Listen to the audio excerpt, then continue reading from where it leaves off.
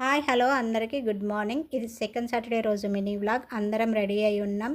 Time వచ్చేసి morning 7 అయింది. ఈరోజు మా చిన్నుకి హాలిడే ప్లస్ మా వారు ఆడిట్ ఉందని ఫ్రైడే రోజు ఎర్లీ మార్నింగ్ 5:30కి డ్యూటీకి వెళ్ళారు. సాటర్డే రోజు లీవ్ తీసుకున్నారు. అయితే ఫ్రైడే రోజు నేను ఎర్లీగా లేచినప్పుడు ఏమేమి పనులు చేశానో అది లాంగ్ వీడియో కూడా చేశాను. ఇంకా అప్లోడ్ చేయలేదు. నా బర్త్డే రోజు షార్ట్ వీడియో చూసిన వాళ్ళకి తెలుస్తుంది. బర్త్డే రోజు నాగిరెడ్డిపల్లి వెళ్దాం అనుకునే లోపు క్లైమేట్ సహకరించలేదని ఆ వీడియోలో చెప్పాను. అది ఈరోజు కరెక్ట్గా అంటే 1 వీక్ కుదిరింది. అంటే ఆగస్ట్ 8న మేము అందరం నాగిరెడ్డిపల్లి వెళ్దామని ఎర్లీగా రెడీ అయ్యి ఇంకా అందరం కార్లో బయలుదేరాం. మా వారు శివమాల దీక్ష తీసుకున్నప్పుడు నాగిరెడ్డిపల్లి రమణేశ్వరం వెళ్దామని చాలాసార్లు అనుకున్నాం. అప్పుడు మాకు టైం అనుకూలంగా లేదు. ప్లస్ మా చిన్ను 10th క్లాస్ అవడంతో లీవ్స్ కూడా ఎక్కువ పెట్టొద్దని టీచర్స్ అండ్ స్కూల్ ప్రిన్సిపాల్ చెప్పడంతో ఆగిపోయాం. ఎట్టకేలకు మాకు దగ్గరలో ఉన్న మరకత శివలింగాన్ని ఎట్లాగో దర్శించుకున్నాం. అప్పుడు మా చిన్ను కూడా రాలేదు. పైన చెప్పిన రీజన్ వల్లే తను తీసుకెళ్ళలే. చాలా బాధేసింది. నేను మా వారు ఇంకా స్కూటీ మీద శంకరపల్లి దగ్గర ఉన్న చందిప్ప అనే విలేజ్లో మరకత శివలింగాన్ని దర్శించుకున్నాం. చందిప్పలో ఉన్న మరకత శివలింగాన్ని మా చిన్నుకి ఈరోజు వరకు చూపించలే. పిల్లలు హయ్యర్ స్టడీకి వచ్చినప్పుడు మనతో పాటు రావాలంటే వాళ్ళ స్టడీకి ఇబ్బంది, ప్లస్ మనం వాళ్ళని వదిలి వెళ్ళాలంటే బాధగా ఉంటుంది. ఏం చేస్తాం, కుదరినప్పుడు ఒక్కోసారి పిల్లలు కానీ పేరెంట్స్ కానీ అడ్జస్ట్ అవ్వక తప్పదు. మేము వెళ్ళిన ప్రతి టెంపుల్కి కానీ టూర్స్ కానీ అందరం కలిసే వెళ్తాం. మా చిన్ను మిస్ అయిన ప్లేస్ అంటే చందిప్పలో ఉన్న మరకత శివలింగమే. ఇప్పుడు అలాంటి సిచ్యుయేషన్ రావద్దని ఎట్లాగో 3 డేస్ హాలిడేస్ కలిసి వస్తాయని అందరం కలిసి ఫ్యామిలీతో బయలుదేరాం. ఇప్పుడు రమణేశ్వర అనే ఊళ్ళో నాగిరెడ్డిపల్లి అనే గ్రామంలో ఉన్న శివలింగాన్ని దర్శించుకోవడానికి వచ్చాం. బంగారు శివలింగం. బాబోయ్, ఇక్కడ శివలింగాలు ఏమైనా ఉన్నాయా అంటే అద్భుతం. అసలు మాటల్లో చెప్పలేం. ఖచ్చితంగా చూసి తీరాల్సిందే. సహస్ర శివలింగాలు ఉంటాయి ఇక్కడ. ప్రతి శివలింగానికి ఒక స్కాన్ బోర్డ్ పెట్టారు ఇక్కడ. దీన్ని కనుక స్కాన్ చేస్తే ఆ శివలింగం యొక్క కంప్లీట్ డీటెయిల్స్ మనకు తెలుస్తాయి. ఆ శివలింగం ఏ ఊళ్ళో ఉంది, ఏ స్టేట్లో ఉంది, ఆ శివలింగం యొక్క స్పెషల్ ఏమిటి, ఆ శివలింగాన్ని పూజించడం వల్ల మనకి ఎలాంటి దోషాలు తొలగిపోతాయి అనే కంప్లీట్ డీటెయిల్స్ అన్నీ మనకి తెలుస్తాయి.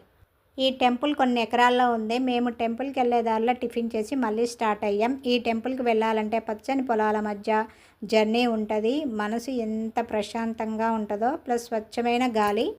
నాకైతే చందిప్ప వెళ్ళే రూటే గుర్తొచ్చింది. చందిప్ప వెళ్ళేటప్పుడు సేమ్ ఫీలింగ్, ప్లస్ పంట పొలాల మధ్య జర్నీ ఉంటుంది.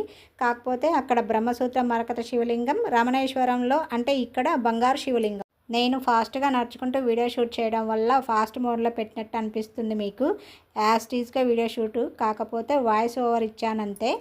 ఈ శివలింగాలతో పాటు ఒక్కొక్క సన్నిధానంలో శ్రీచక్రాలు ప్లస్ వీటితో పాటు అమ్మవార్ల విగ్రహాలు, బాబా విగ్రహాలు కూడా ఉన్నాయి. టోటల్గా 7 సన్నిధానాలు ఉన్నాయి. ఒక్కొక్క సన్నిధానంలో ఎన్ని శివలింగాలు ప్లస్ ఎన్ని శ్రీచక్రాలు ఉన్నాయో వీడియోలో మీకు క్లియర్గా చూపించా. మీలో ఎవరైనా ఈ టెంపుల్ని దర్శిస్తే కామెంట్లో షేర్ చేయండి. ఈ టెంపుల్ని చూసినప్పుడు మీకు కలిగిన ఫీలింగ్ని కామెంట్లో నాతో షేర్ చేసుకోండి. టెంపుల్ ఎంట్రన్స్లో ఏకశివలింగం ఉంటుంది. ఫస్ట్ ఆ శివలింగాన్ని దర్శనం చేసుకొని లోపలికి వచ్చి మిగతా శివలింగాన్ని దర్శనం చేసుకోవాలి. అయితే మేము వెళ్ళడమే ఫస్ట్ టైం కాబట్టి తెలియక డైరెక్ట్గా లోపలికి వెళ్ళాం. మళ్ళీ ఎంట్రన్స్ బయటకు వచ్చి ఏకశివలింగాన్ని దర్శించుకున్నాం. ఈ ఏకశివలింగం యొక్క స్పెషల్ ఏమిటంటే ఏకశివలింగం చుట్టూ 3 ప్రదక్షిణలు చేసి చేతులు బాల్లా చాపి మనకు అందినంత మేర ఏకశివలింగాన్ని హక్ చేసుకొని మన మనసులోని కోరిక చెప్పుకోవాలి. ఆ కోరిక తీరిన తర్వాత మనం భగవంతునికి ఏదైనా సమర్పించుకోవాలి. అంటే ముడుపులు కానీ అభిషేకాలు కానీ వస్తు రూపేణా ఏమైనా డొనేట్ చేయడం లాంటివి. ఇక్కడ దర్శనం తర్వాత బంగారు శివలింగాన్ని దర్శించుకున్నాం. మీలో ఎవరైనా బంగారు శివలింగాన్ని చూడకపోతే ఈ వీడియో మీకు బాగా యూజ్ అవుతుంది. డైరెక్ట్గా చూడలేకపోయామని బాధపడేవారు ఈ వీడియోలో కనిపించే బంగారు శివలింగాన్ని మీరు డైరెక్ట్గా దర్శనం చేసుకున్నట్లే. బంగారు శివలింగాన్ని దర్శించుకొని కొంచెం ముందుకు వస్తే దుని ఒకటి కనిపిస్తుంది. ఆ దునిలో ఎండు కొబ్బరి చిప్పలో నవధాన్యాలు పోసి అమ్ముతారు. కొబ్బరి చిప్పను దునిలో వేస్తే మన జాతకంలో ఉన్నటువంటి ఎటువంటి జాతక సమస్యలైనా తొలగిపోతాయని అక్కడ వారు చెప్తున్నారు. ఇక వీటితో పాటు జన్మరాశి యొక్క నక్షత్ర అధిదేవతల విగ్రహాలు కూడా ఉన్నాయి. అక్కడ కూడా దర్శనం చేసుకొని లోపల అంతా చుట్టేసి అక్కడ నుండి యాదాద్రికి బయలుదేరాం. షార్ట్ వీడియోలో చూపించేంత వరకు మీకు చూపించగలిగాను. ఈ వీడియో ఎలా అనిపించింది? వీడియో నచ్చితే లైక్ ఇవ్వచ్చు కదా. ఫస్ట్ టైం మన ఛానల్ చూస్తున్నట్టయితే ప్లీజ్ సబ్స్క్రైబ్ చేసుకొని బెల్ ఐకాన్ని యాక్టివేట్ చేసుకోవడం అస్సలు మర్చిపోవద్దు. మళ్ళీ సరికొత్త వీడియోతో మేము ముందుంటా. ఇక్కడ అమ్మవారికి అభిషేకం కూడా అంటే కుంకుమార్చన కూడా చేయించాం. అది వీడియో షూట్ చేయడానికి వీలు పడలేదు. ఇంకా ఏకశివలింగం ఉంది కదా, ఏకశివలింగం యొక్క హైట్ కానీ దాని వెడల్పు కానీ చూడండి ఎంత హైటు ఎంత వెడల్పుగా ఉందో వీడియోలో మీకు క్లియర్గా చూపించా దగ్గర నుండి.